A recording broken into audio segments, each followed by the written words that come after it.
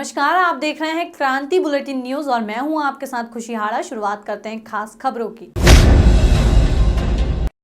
मकर संक्रांति स्नान पर्व का काफी महत्व है क्योंकि मकर संक्रांति के पर्व के दिन सूर्य मकर राशि में प्रवेश करते हैं। इसी के साथ ही सूर्य दर्शनांतरी से उत्तरायणांतरी भी हो जाते हैं। ऐसी मान्यता है कि मकर संक्रांति के दिन गंगा स्नान करने के उपरांत तिल और खिचड़ी के साथ वस्त्रों का दान करने से पूर्ण फल की प्राप्ति होती है।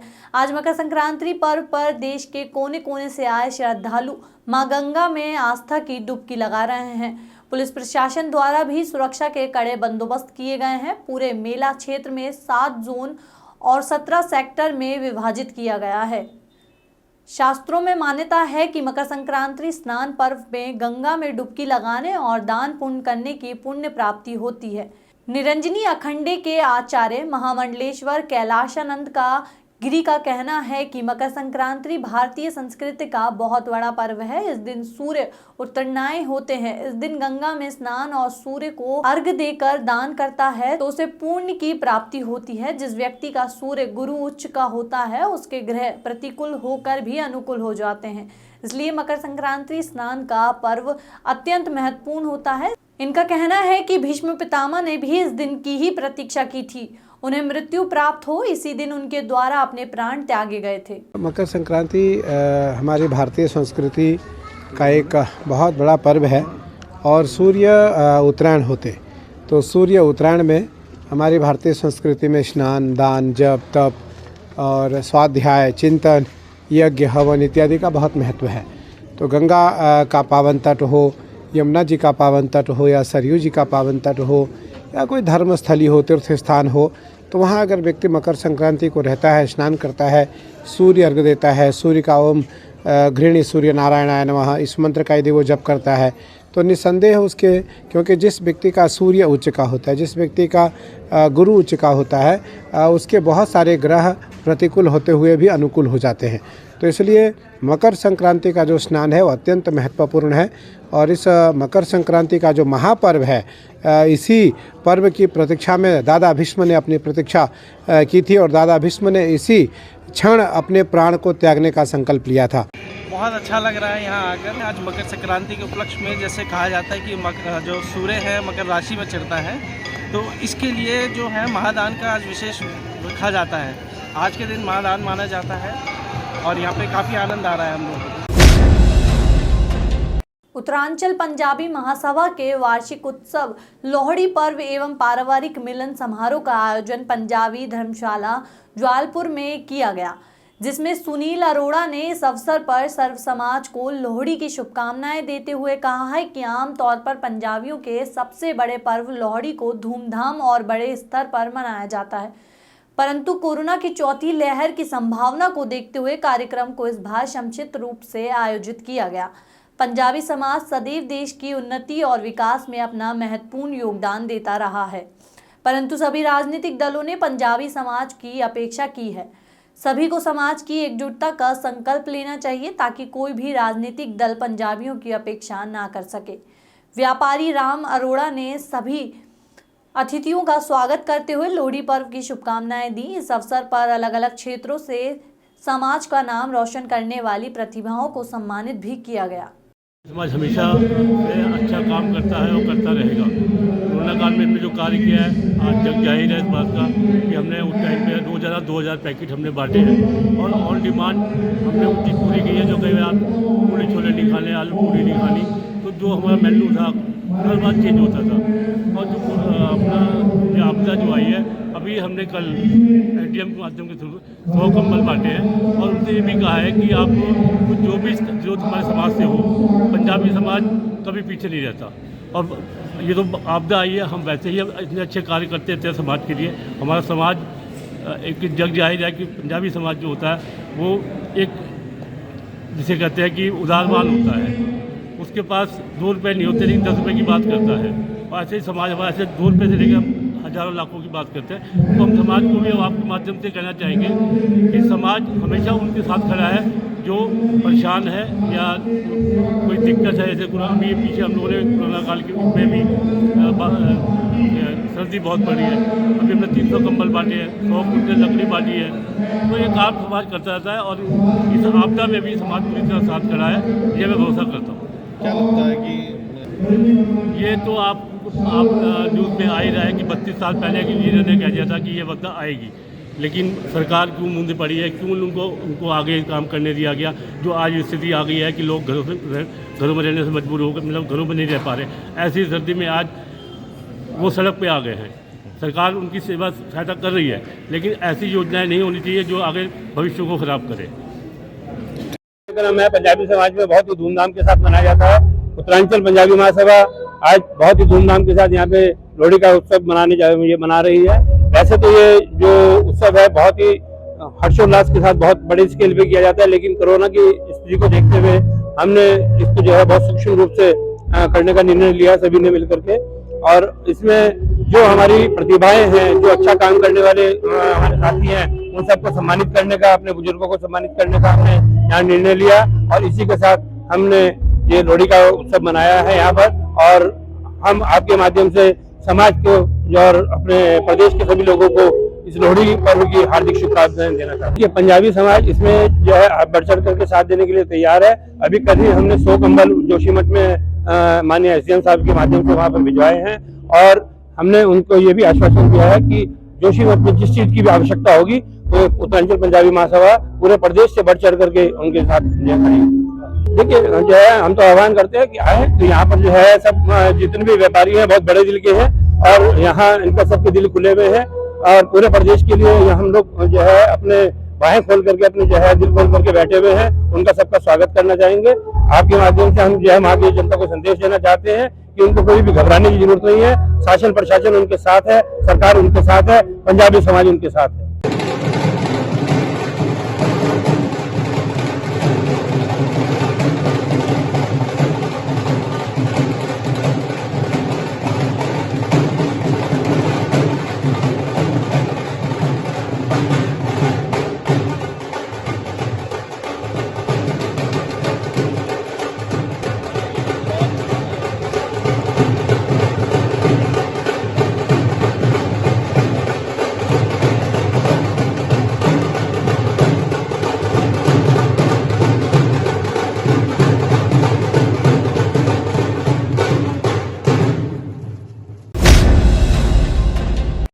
लक्सर क्षेत्र में अब खनन माफियों के साथ जंगल माफिया भी पनप रहे हैं। इससे जुड़े उदाहरण के रूप में क्षेत्र के खेड़ी मुबारकपुर नामक गांव में एक किसान के खेत से जंगल माफियों द्वारा दिन दहाड़े सागौन से हरे 52 पेड़ काट कर ठिकाने लगा दिए गए। मामला वन विभाग के उच्च अधिकारियों तक पहुंचा तो जिला वन रेंज अधिकारी दिनेश नोडियाल के नेतृत्व में अपने मुखबिर तंत्र की सूचना के आधार पर ऐसे 4 जंगल माफियों को धर दबोच लिया गया, जो और भी बेशकीमती पेड़ काटने की योजना बनाने में जुट गए थे। आरोपियों के पास से पेट्रोल चलित आरा मशीन और कुल्हाड़ी भी बरामद कर लिए गए हैं। जिला वन रेंज अधिकारी के मुताबिक इस धरपकड़ के लिए आधा दर्जन विभागीय कर्मचारी का एक विशेष दल गठित किया गया था। वन विभाग के मुताबिक गिरफ्तार जंगल माफियों में सुल्तानपुर निवासी शमशेर पुत्र अब्दुल सत्तार, शद्दाम पुत्र मंगता हसन और इकराम पुत्र इकबाल के अलावा जावेद पुत्र जाहिद बताए जा रहे हैं। वहीं सुल्तानपुर निवासी आसिफ पुत्र खुर्शीद जंगल माफिया फिलहाल वन विभाग की गिरफ्तारी से फरार चल रहे हैं, जिसकी धरपकड़ के लिए वन विभाग द्वारा निरंतर दाविश की जा रही है। 12 तारीख को हमारे पास सूचना आई है और लक्सर रेंज के अंतर्गत खेड़ी मुबारकपुर नामक गांव में कुछ असामाजिक तत्वों के द्वारा बहुत मात्रा में सागौन के पेड़ काटे गए हैं। हमें इसकी सूचना मिली, हम मौके पर गए और हमने वहां से 4 अभियुक्तों को गिरफ्तार किया है जो उस कृत्य में लिप्त थे और इसके अतिरिक्त अभी एक और फरार है। उसके लिए हमारी टीमें क्षेत्र में उसको ढूंढ रही हैं और बहुत जल्दी उसकी भी गिरफ्तारी की जाएगी।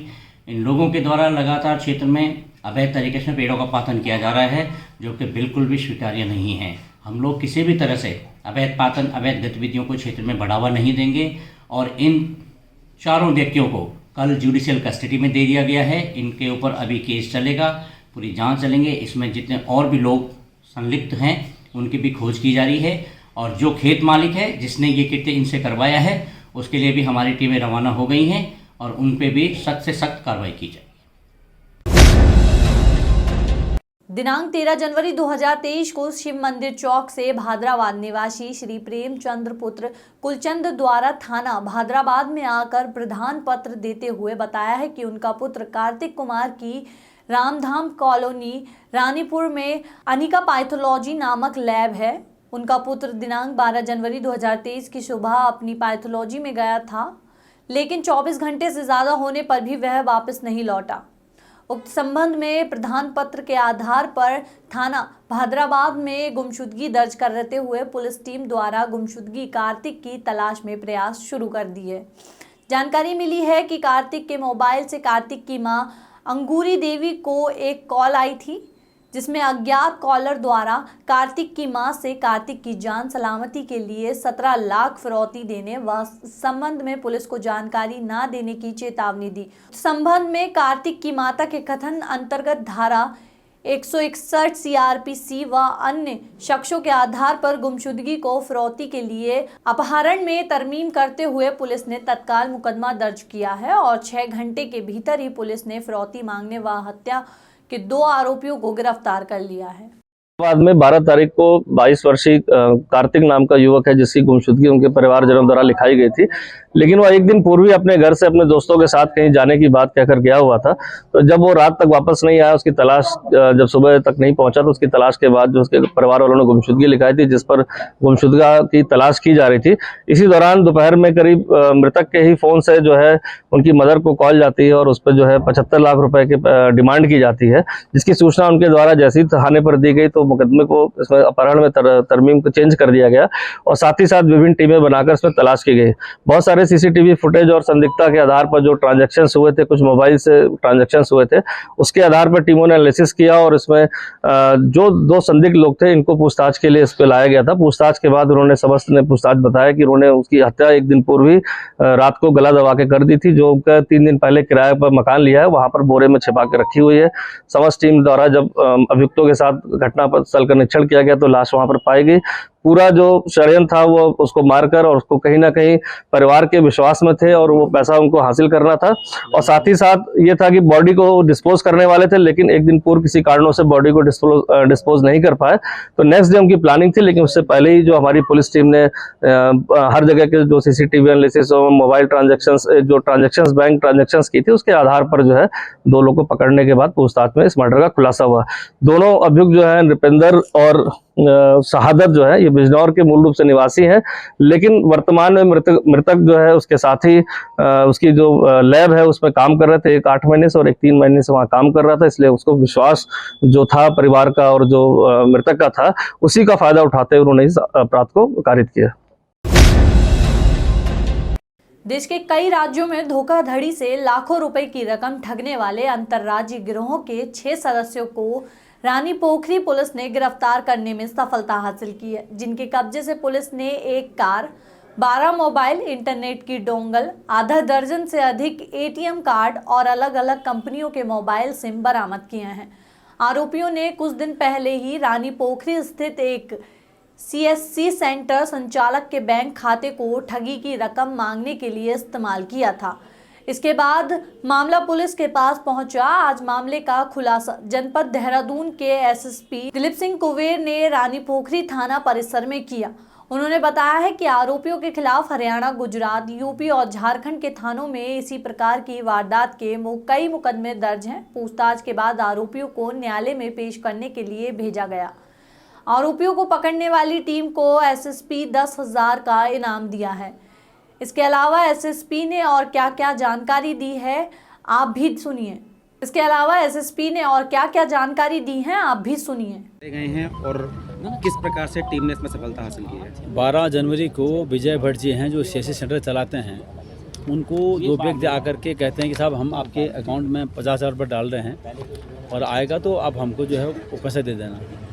उसने भल मनसात में जब उसके अकाउंट में पैसा आ गया, कंफर्म हो गया आ गया है, तो उसने 49,500 दे दिए।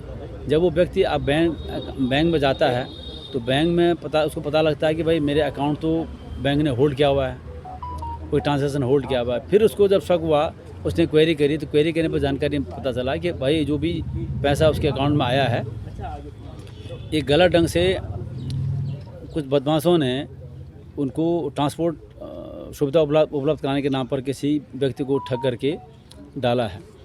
इस पूरे प्रकरण की जब जानकारी हमने करी, हमारी टीम ने करी, एसपी देहात और सीओ लोहीवाला के नेतृत्व में जब इसमें पूरी तहकीकात किया, तो उसमें 6 व्यक्ति वो हमें उनको इंटरसेप्ट किया। सभी ईस्टर्न यूपी के रहने वाले हैं, 3 जालौन के हैं, 2 मैनपुरी के हैं, हमीरपुर का 1 है। ये 6 लोगों को अर्टिगा कार है उसको इंटरसेप्ट किया गया। ये लोग इनका जो गैंग का जो लीडर है वो सत्यम नाम का व्यक्ति है।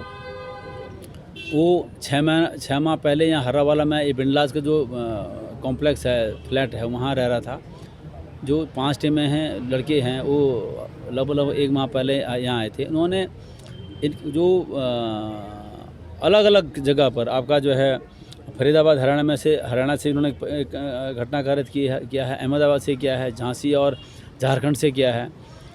तो वो सब तहकीकात हो गया है।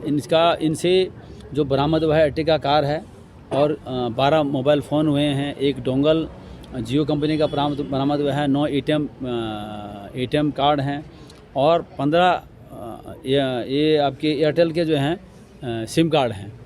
और इनसे जहाँ से भी इन्होंने 2-3 जगह ठगी करी है, अभी तक वो जानकारी हुई है, उनसे कंफर्म भी कर लिया हमने, वहाँ मुकदमा दर्ज है।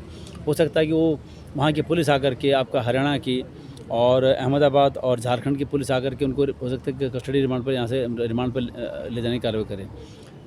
तो ये अच्छा काम है। इस टीम को मेरे तरफ से 10,000 का इनाम दिया गया है। इसके अतिरिक्त 2 10,000 के इनामी बदमाश, एक सहसपुर से और दूसरा यहीं आपके ऋषिकेश से, वो हम लोगों ने अरेस्ट किया है। दोनों फौर्जरी में वांटेड चल रहे थे। फिलहाल के लिए इतना ही। ऐसी ही और भी खबरों के लिए बने रहिए क्रांति बुलेटिन न्यूज़ के साथ। नमस्कार।